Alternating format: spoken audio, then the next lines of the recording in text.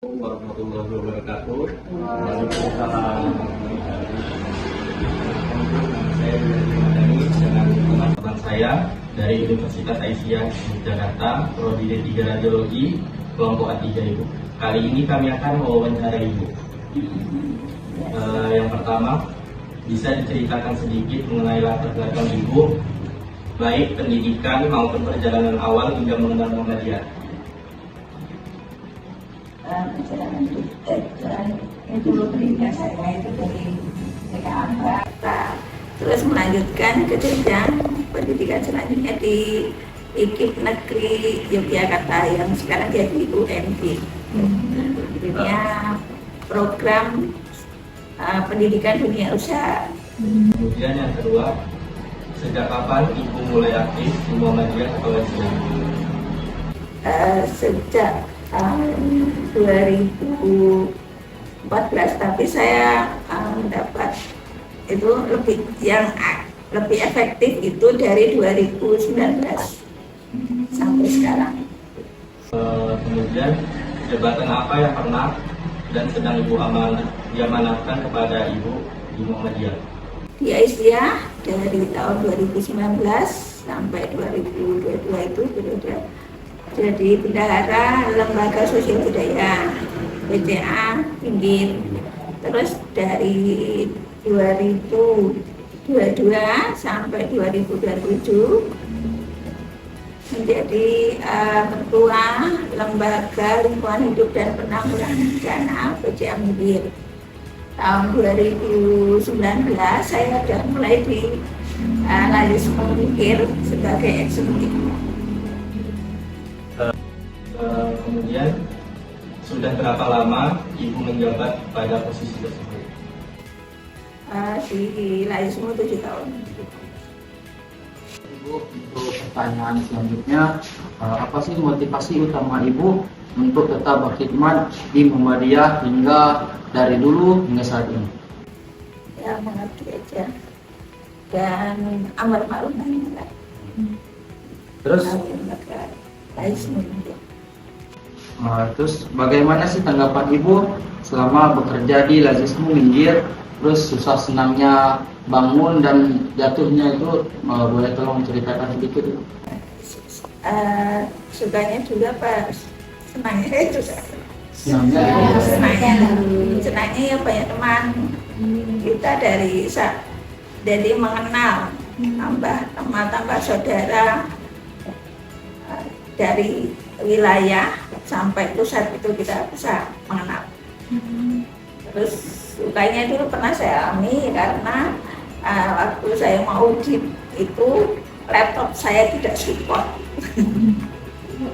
Jadi saya ditunda. Harusnya 2019 2017-18 saya ikut, jadi ditunda, jadi tahun buku 2019 baru bisa ikut. Terus pasti selama Ibu di Lazismu ini pasti banyak sekali tantangannya yang Ibu hadapi. Apa aja sih Bu yang tantangan yang Ibu hadapi selama berkiprah di Muhammadiyah dan bagaimana cara Ibu mengatasi hal tersebut? Tantangannya dulu masih sedikit ya, anak-anak muda yang ikut di Lazismu itu masih sedikit. Nah, terus saya rangkul satu demi satu, saya ajak, saya dekatin, saya ajak. Kalau ada acara lagi saya ajak, apalagi kalau acara keluar saya ajak. Lama-lama mereka jadi lebih tertarik ke Lazismu gitu. Terus kalau dari dulu sampai sekarang pasti banyak sekali pengalaman yang Ibu alami.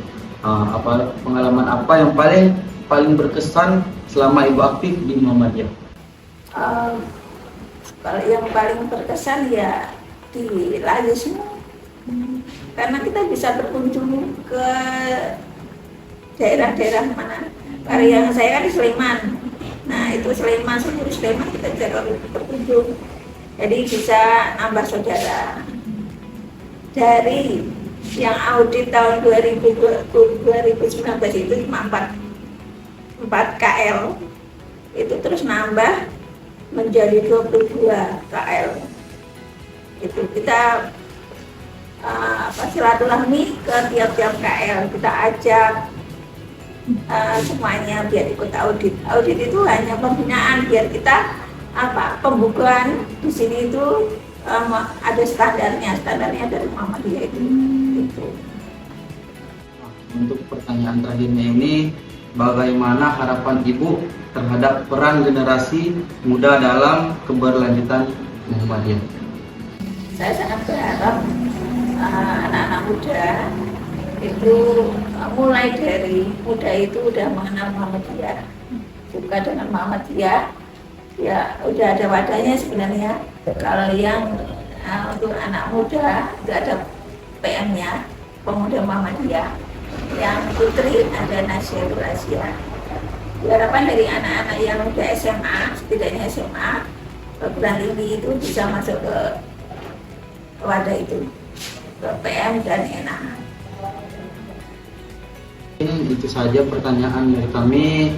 Kami berterima kasih kepada Ibu telah menerima pertanyaan wawancara dari kami. Ibu juga selalu menjawab dengan senang hati. Kami berterima kasih kepada Ibu.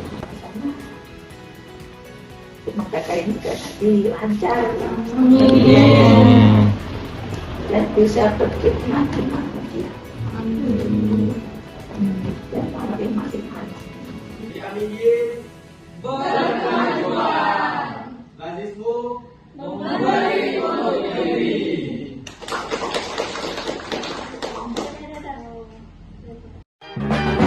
One is the loneliest number that you'll ever do. Two can be as bad as one. It's the loneliest number since the number one. One is the loneliest number that you'll ever do.